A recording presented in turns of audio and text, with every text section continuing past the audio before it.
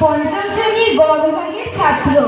আমি আমি একটি আবৃত্তি করে শোনাচ্ছি। সমালোচক কবি রবীন্দ্রনাথ ঠাকুর। বাবা নাকি বই দেখে সব লিখে, কিছুই বুঝতে চায় না, দেখে কি যে সেদিন পড়ে শোনাচ্ছিলেন তোরে। বুঝেছিলি? বল মা, সত্যি করে এমন লেখাই তবে বল দেখি কি হবে। তোর মুখে মা যেমন কথা শুনি, তুই আমার কেন লিখে না গনি? ঠাকুরমাকে বাবাকে কখনো রাজার কথা শোনায়নি তো কোনো? সেসব কথা বলি, কাছে বলি ভুলি। স্নান করতে বেলা হলো দেখে তুমি কেবল যাও বাড়িতে রেখে। খাবার নিয়ে তুমি বসেই থাকো, সে কথা তার মনে থাকে না গো।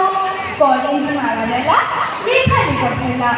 বাবার পরে আমি খেলতে গেলে তুমি আমায় বলো দুষ্টু ছেলে। বকু আমায় ভুল করলে পরে, দেখছি সে লিখছে বাবা ঘরে।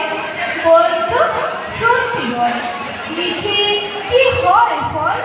আমি যখন বাবার খাতা টেনে লিখি বসে দোয়াত কলমে ক, খ, গ, ঘ, ঙ।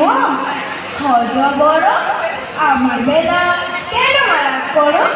বাবা যখন লেখে কথা তো আমরা দেখি, বড় বড় উল্টা পাতা